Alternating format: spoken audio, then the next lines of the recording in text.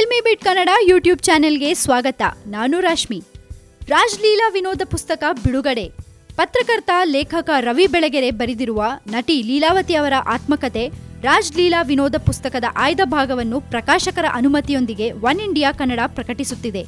December 25ರಂದು ಈ ಪುಸ್ತಕ ಬಿಡುಗಡೆ ಆಗ್ತಿದೆ. ಪುಟ್ಟಣ್ಣ ಕಣಗಾಲ್ ಮತ್ತು ಕಲ್ಪನಾ ಇಬ್ರು ಗ್ರೇಟ್ ಆಕ್ಟರ್ಸ್. ನಾಟಕದ ಹಿನ್ನೆಲೆ ಇಬ್ಬರಿಗೂ ಇತ್ತು. ಈಗ ಇಬ್ಬರೂ ಇಲ್ಲ.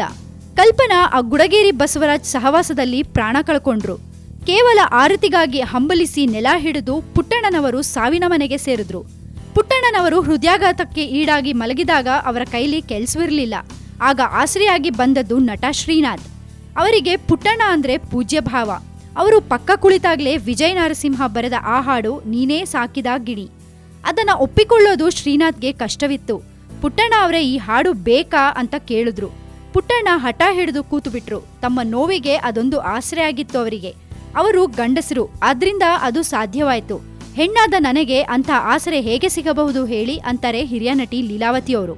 ನಾನಿಟ್ಟ ಕಣ್ಣೀರಿಗೆ ಸರಿಸಮನಾಗಿ ಬರೆಸಿ ಹಾಡಿದರೆ ಅದೆಷ್ಟು ಅಂತ ಹಾಡುಗಳು ಹುಟ್ಟುತ್ತಾ ಇದೆಯೋ ರವಿಯವರೇ. ಆದ್ರೆ ವರ್ಷ ಆ ನೋವನ್ನು ಎದೆಯಲ್ಲಿಟ್ಕೊಂಡು ಬದುಕಿದ್ದೀನಿ. ಸುರಿಸಿದ ಕಣ್ಣೀರಿಗೆ ಲೆಕ್ಕವೆಲ್ಲಿ? ನನ್ನ ನೋವು ಯಾರಿಗೆ ಹೇಳಲು ಸಾಧ್ಯವಿತ್ತು? ಆ ಪತ್ರಗಳನ್ನು ಜೋಪಾನವಾಗಿ ಇಟ್ಟುಕೊಂಡಿರುವ ರೀತಿ ನೋಡಿ ರವಿ. ನನ್ನ ಪ್ರೀತಿ ಅದೆಷ್ಟು ತೀವ್ರವಾಗಿದೆ ಅಂತ ಅರ್ಥವಾಗೋದಿಲ್ವಾ? ಪತ್ರಗಳನ್ನು ವಕೀಲರಿಗೆ ಕೊಟ್ಟಿದ್ದೇನೆ. ಅವರ ಪಾಳೆಯದವರು ಮೇಲಿಂದ ಮೇಲೆ ಫೋನ್ ಮಾಡಿ ಹೆದರಿಸೋರು. ಆಗ ರಾಮಬಡದಂತೆ ನನಗೆ ಸಿಕ್ಕಿದ್ದೇ ಈ ಪತ್ರಗಳು.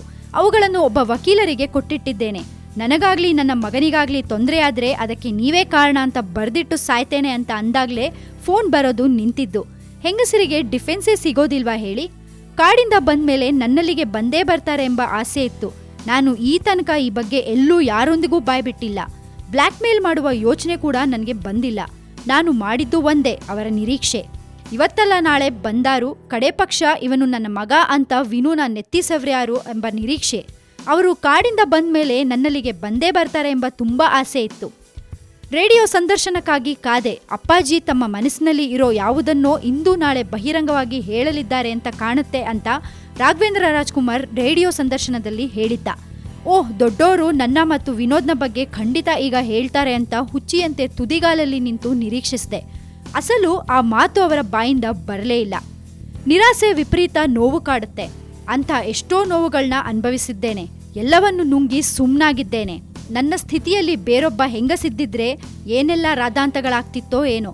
ಇಷ್ಟು ಪತ್ರಗಳು, ಫೋಟೋಗಳು, ಘಟನೆಗಳು, ಅವಕ್ಕೆ ಸಾಕ್ಷ್ಯಗಳು ಇರುವಾಗ ಯಾರಾದ್ರೂ ಸುಮ್ನಿರ್ತಾರಾ? ಆದ್ರೆ ನಾನು ಒಂದು ಕೂಗು ಹಾಕಿಲ್ಲ. ಆದ್ರೆ ನನ್ನ ನಿರೀಕ್ಷೆಗೆ, ಒಳ್ಳೆತನಕ್ಕೆ ಏನಾದ್ರೂ ಫಲಿತಾಂಶ ಸಿಕ್ಕಿದ್ದು ಬರೀ ವನವಾಸ.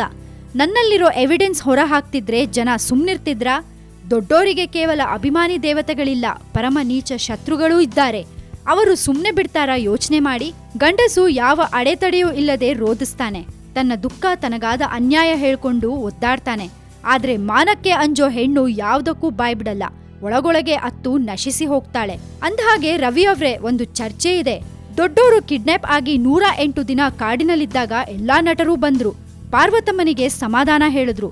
ಅಕ್ಕಪಕ್ಕದ ರಾಜ್ಯಗಳ ನಟರೂ ಬಂದರು. ರಜನಿಕಾಂತ್ ಬರ್ಲಿಲ್ವಾ? ಕೋಕಿಲಾ ಮೋಹನ್ ಬರ್ಲಿಲ್ವಾ? ಆದ್ರೆ ಗಮನಿಸಿ ನೋಡಿ, ಅಪ್ಪಿತಪ್ಪಿಯೂ ದೊಡ್ಡೋರಿಗೆ ಅಷ್ಟು ಹತ್ತಿರವಾಗಿದ್ದ, ಪರಮ ಆತ್ಮೀಯರೂ ಆಗಿದ್ದ ನಟಿ ಸರಿತಾ ಬರಲಿಲ್ಲ. ಆಕೆ ತಮಿಳು ನಟಿ. ಹಾಗೇನೆ ತಮಿಳು ನಟಿ ಗೀತಾ ಬರಲಿಲ್ಲ. ಯಾಕೆ? ದೊಡ್ಡೋರಿಗೆ ಅವರೊಂದಿಗೆ ಸ್ನೇಹ ಒಂದೇ ಏನು? ಗ್ರಂಥ ಸಾಂಗತ್ಯವೂ ಇತ್ತು. ಬಾರದಿರುವುದಕ್ಕೆ ಕಾರಣ ಯಾರು? ಪಾರ್ವತಮ್ಮನವರ. ಒಳ್ಳೆ ಚಿತ್ರಗಳನ್ನು ಮಾಡಿ ಸಂತಸದ ತುತ್ತುದಿಯಲ್ಲಿದ್ದಾಗ ಅವರನ್ನು ಓಡಿಸ್ಬಿಟ್ರಾ? ಗೊತ್ತಿದ್ದವರೇ ಹೇಳ್ಬೇಕು.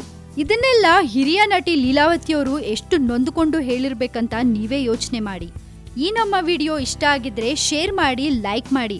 ಹಾಗೆ ಮತ್ತಷ್ಟು ಸುದ್ದಿಗೆ ಸಬ್ಸ್ಕ್ರೈಬ್ ಮಾಡಿ Oneindia Filmibeat Kannada YouTube channel.